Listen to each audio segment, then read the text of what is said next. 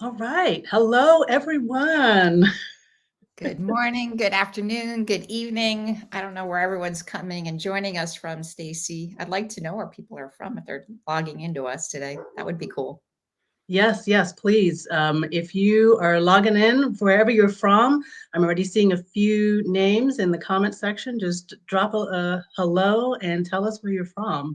That would be awesome. Hi, Brian. Hi, Lauren. A LinkedIn user that says, "Can somebody please share the link with me?" Well, you're already in. You're here. Yeah, what link? Well, happy share a link. We will share some links a little bit later, so stay tuned for all of that. But we're here. Today we're talking about, we're part of this jobs boot camp. So for those of you that don't know, Pat and I are both LinkedIn instructors. And so I'm going to let Pat go ahead and introduce herself because I don't know how you don't know Pat, but let's hear a little bit about her background. Oh, thank you, Stacy. Hi, I'm Pat. I have the privilege of leading HR currently at Procore Technologies. They focus on software as a service for the construction industry. Been doing HR, gosh, a long time, Stacy. I love it. I geek out on it. I love all things talent. Notice I didn't say people. I said talent because I think anything that unlocks our potential, our joy is what I geek out on every day. So I'm super excited to be here with you this morning. Thank you, Stacy.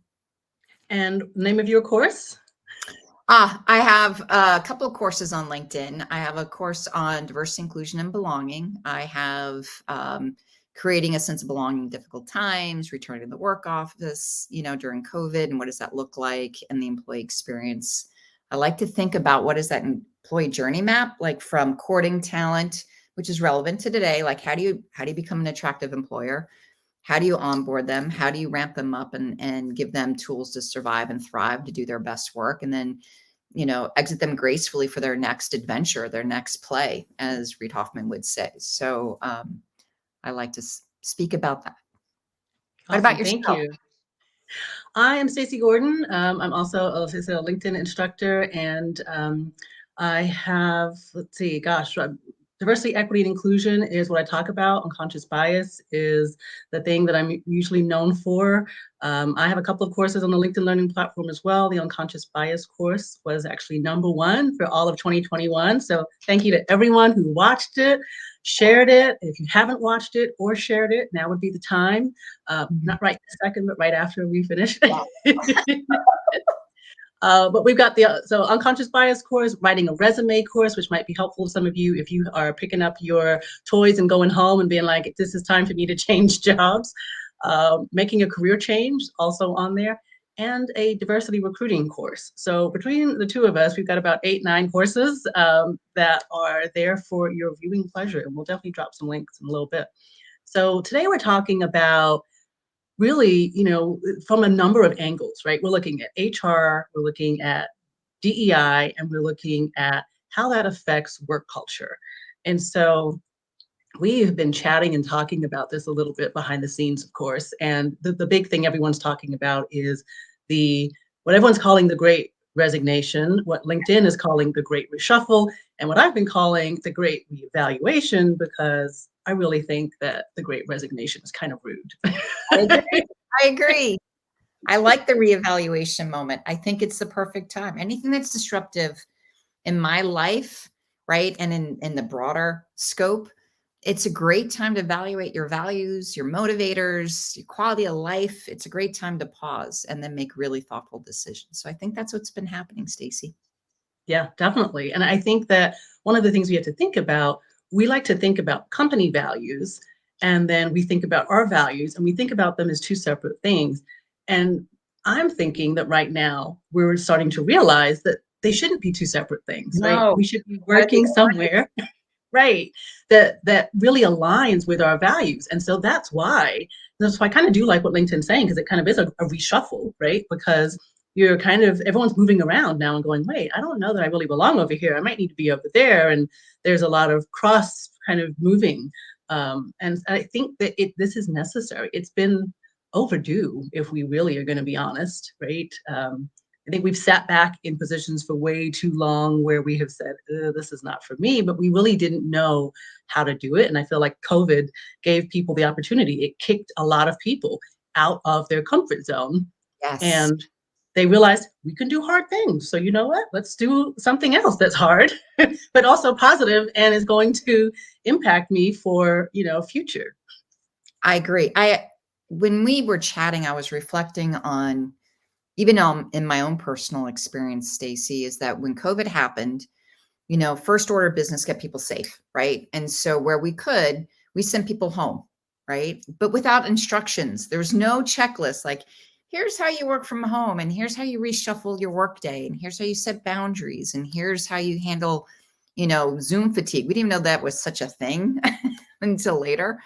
And so how does this whole new environment manifest a better workplace or not? How do we navigate? I literally had a team member do her initial Zoom calls. I think it was behind a couch because she had toddlers.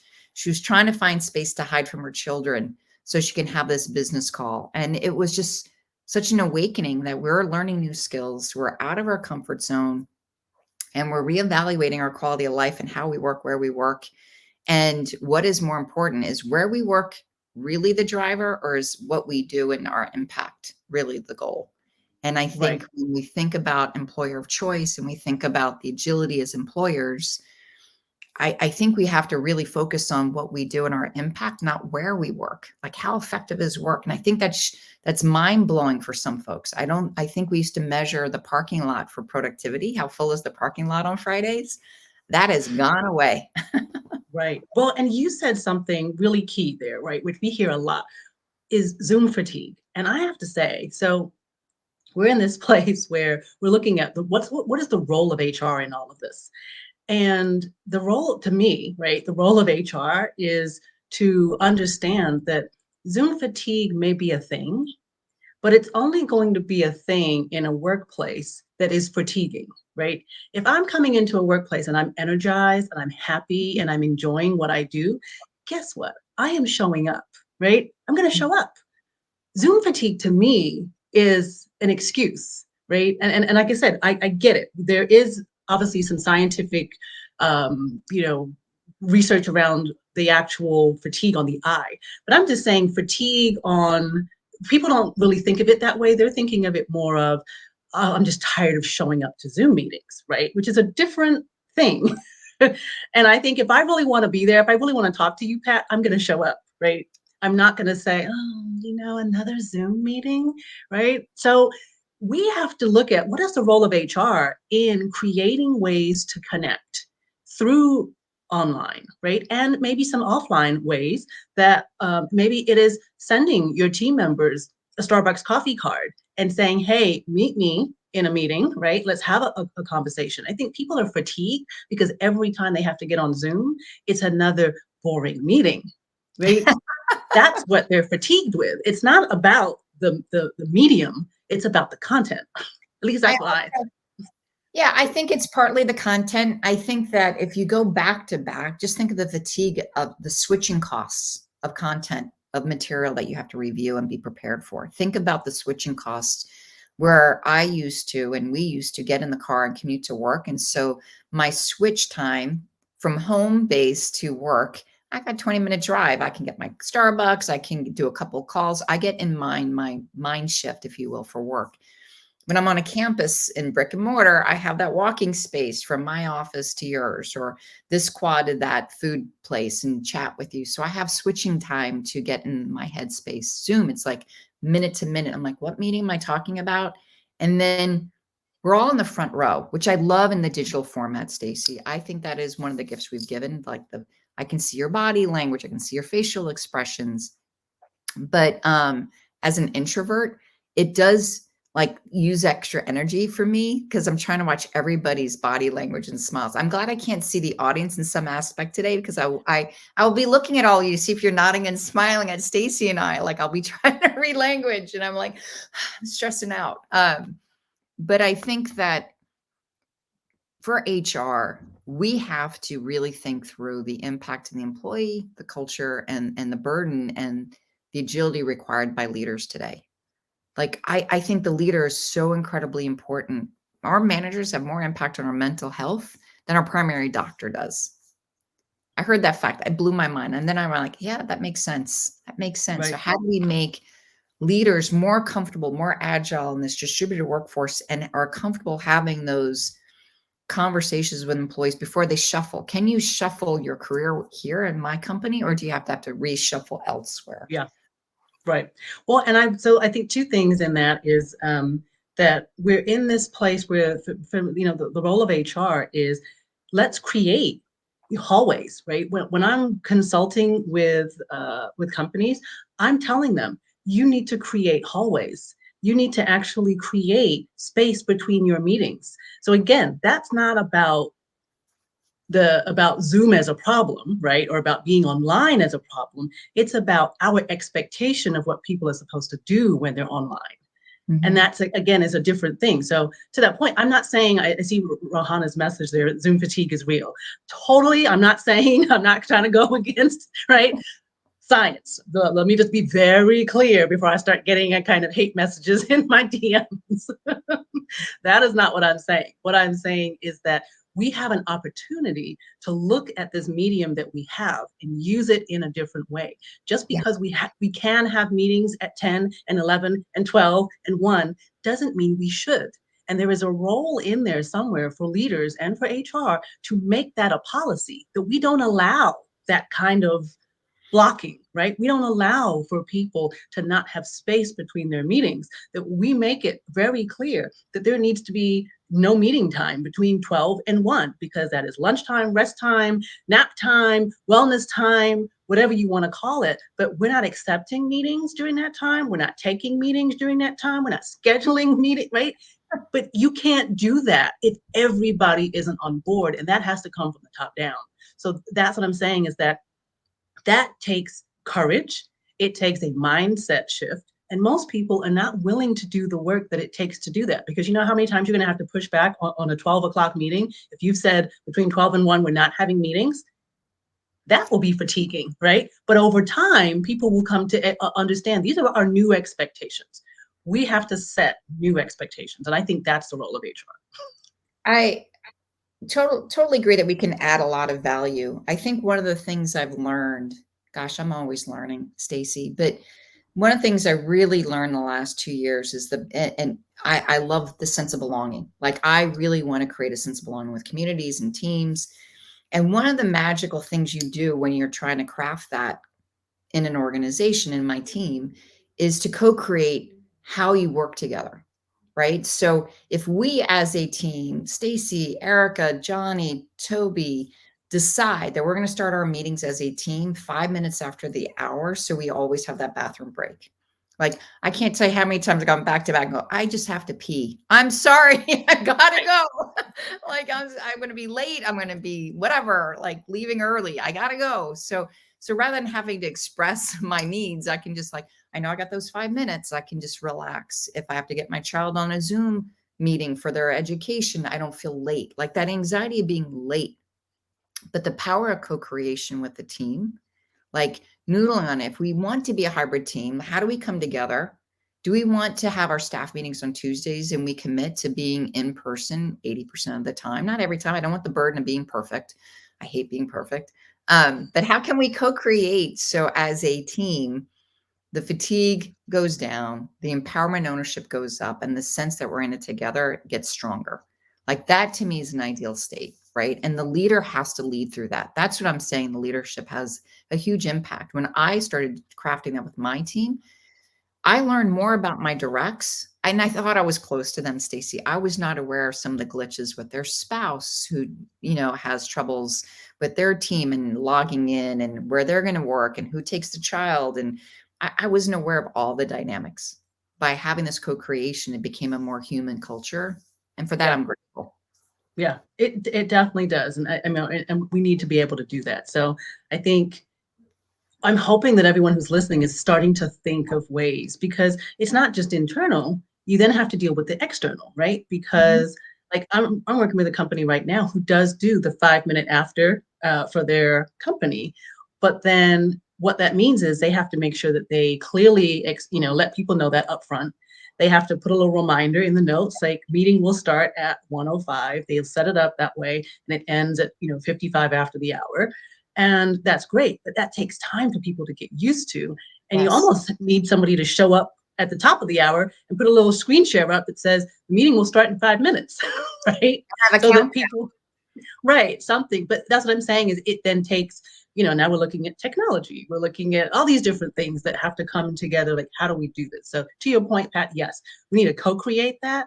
I think my point is just that we need to do it, right? Like so many people will say, but this is how we've always done it, or I just don't know how, or I'm talking with a group of executives right now who said, we want everyone back in the office.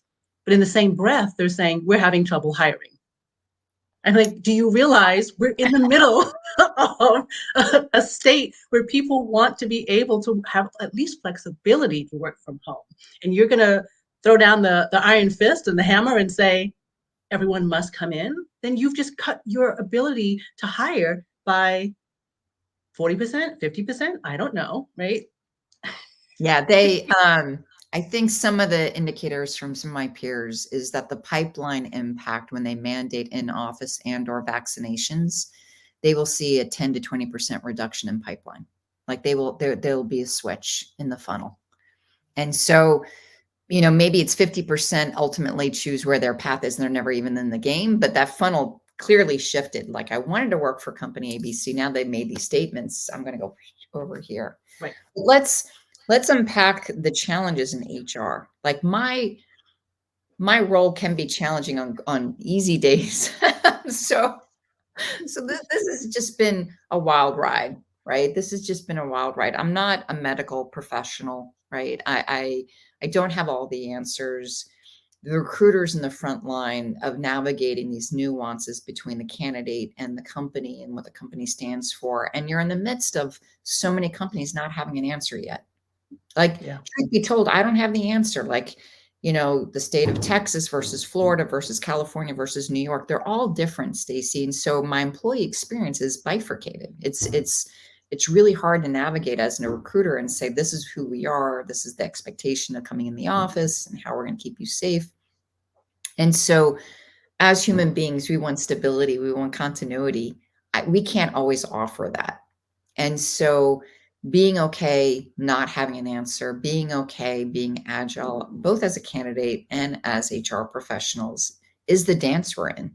I mean, I'd be curious what the audience is feeling, but this being okay in the gray zone is super critical skill set. The ambiguity, willing to learn, having curiosity, going, I trust you're going to do the right thing for the employee. I trust that you care about me. I trust you'll abide by the local guidance. But I also trust as an employee that you'll measure me on my output, not on whether or not I come in the office every day. Like we will have clear set of expectations. I will know the culture and what you want to manifest. And I know the outcomes that you're driving towards, and I will get on board with that. That's going to be a shift.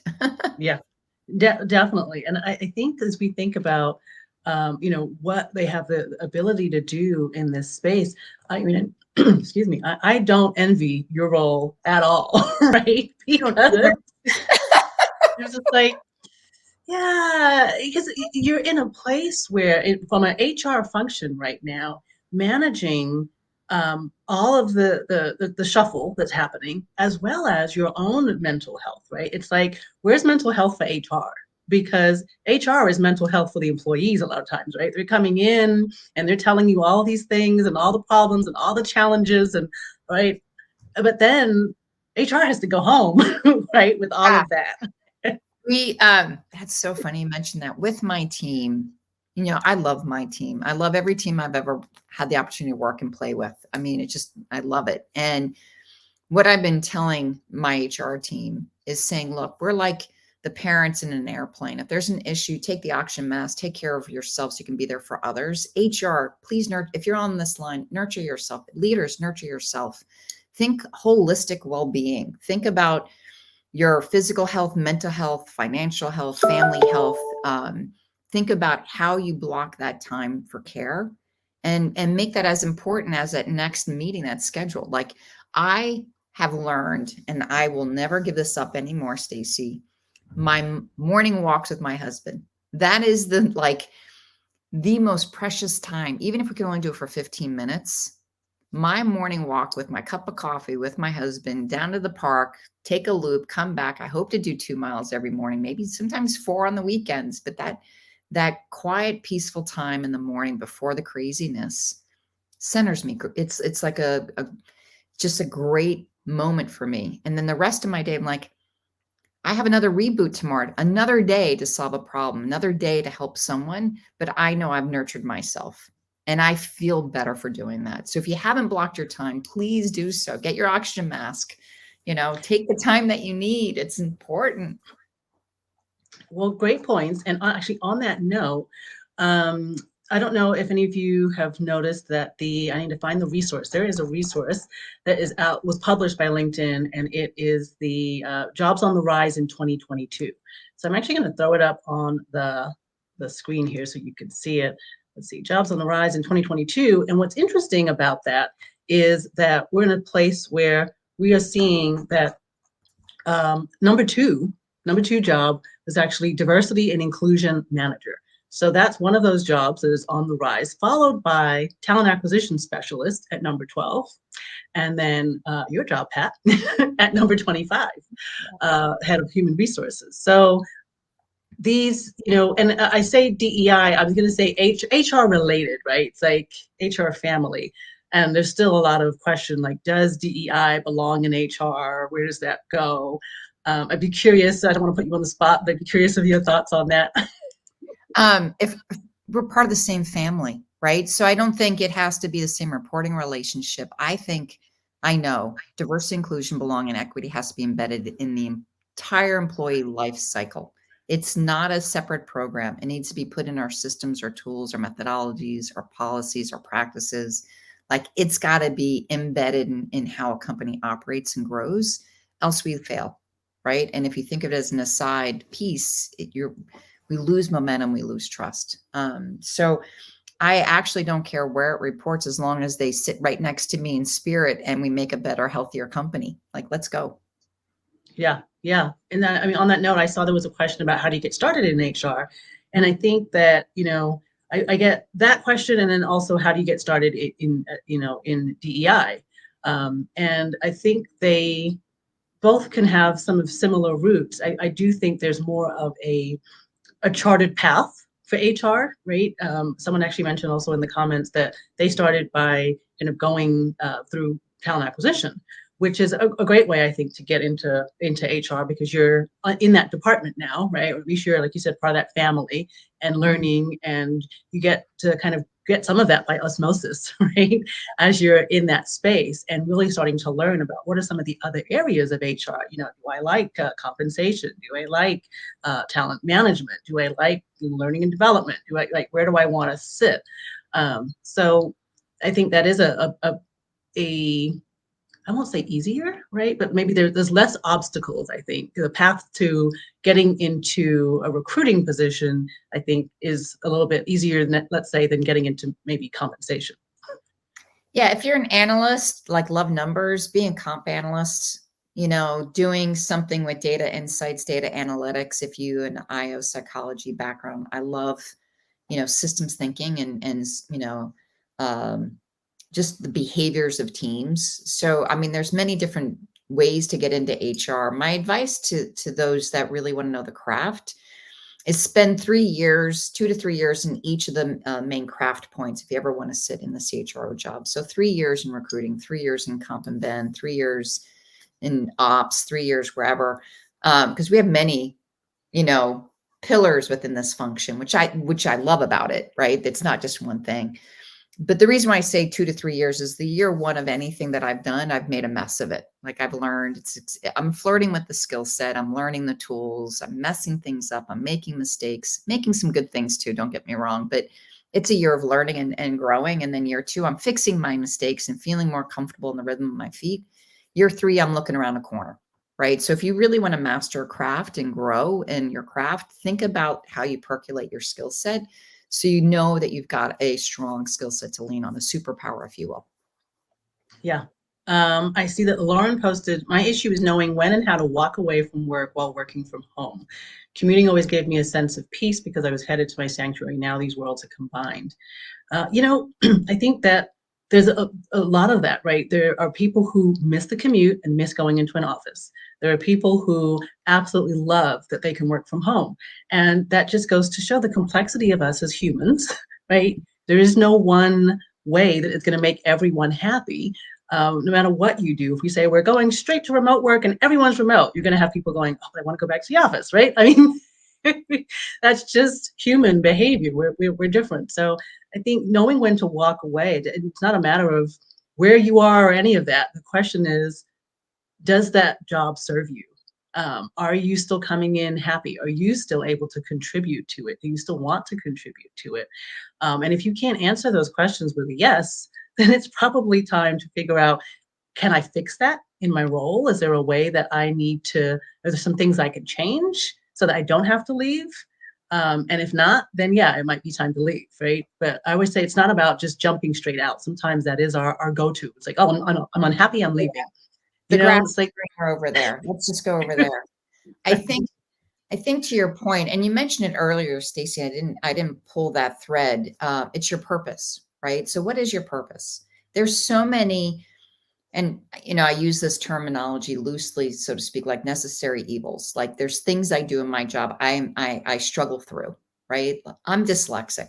So if you have me do a spreadsheet and work on an analysis, I can do it, Stacey. It'll probably take me 2 hours longer than you. Promise you, because I'll be sweaty, I'll be nervous, I'm going to get it wrong, I'll double check it, I'll be like, oh no, what am I doing? Um, but I get up every morning seriously in service of every employee. Like if I can make one person's life better by having served them that day, it's worth me getting up. So literally, team, every time I wake up in the morning, I'm hoping one person is better because I got up that day.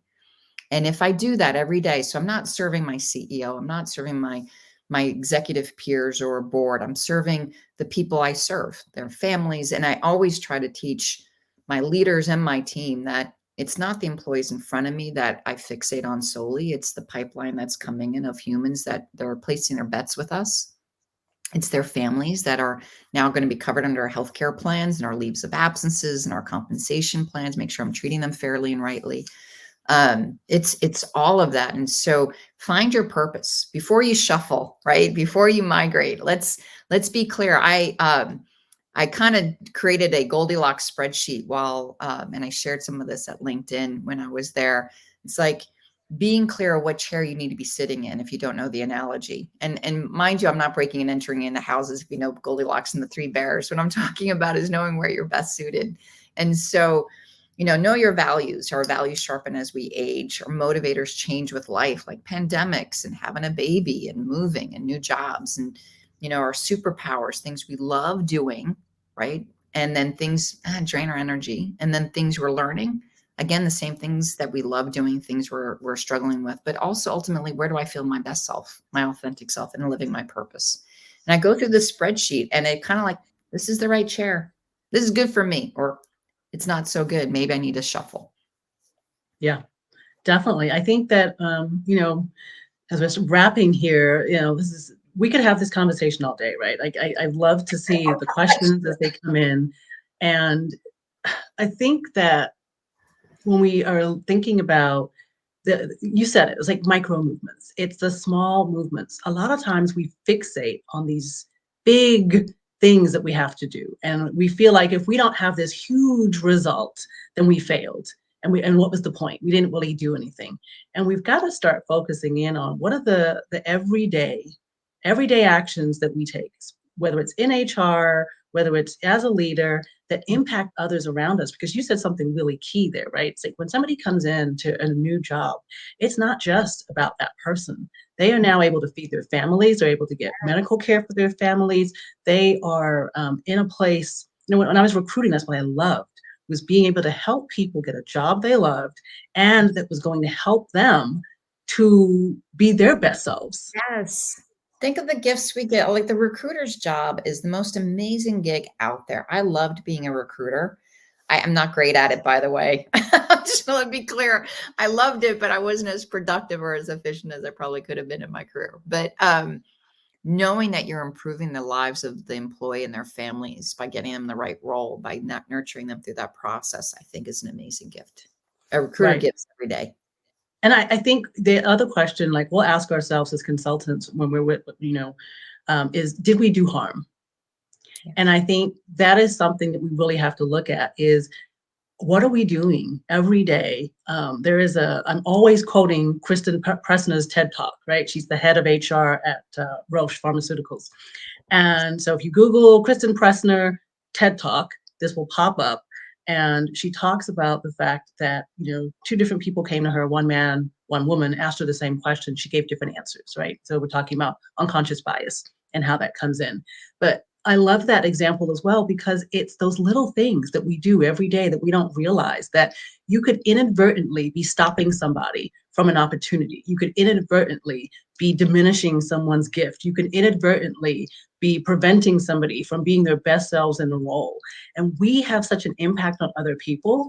And we have to think about that, right? How are we showing up? What are we saying to people? How are we interacting with them? Because that is the thing we need to focus on. What are we doing? What is our contribution to making these workplaces inclusive?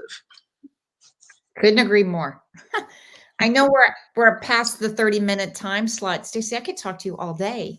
I could. This is so, I mean, these are the issues I try to grapple with and think through probably on a daily, hourly basis and many times, right? Teams, health of teams, jobs, employees, their families, and care. And so I'm just grateful for having this time with you. I think this is a great conversation to have. Awesome. Thank you. Well, and if you message me on LinkedIn, I will send you, it might take me a little bit, depending on how many of you do it, but I will send you the links to our courses so you can have them be easily found and all of that. So send me a quick message. We'll send that out to you, and at least you'll have a way to stay connected. And so, Pat, thank you. Really appreciate you taking the time to have this conversation with me today, and we should do it again. I would love it. I would love it. Thank you, everyone. And Eric, I saw you on the thread. So nice seeing your name, at least on the thread. Chat with everyone soon. Take care. All right. Thank you. Bye-bye.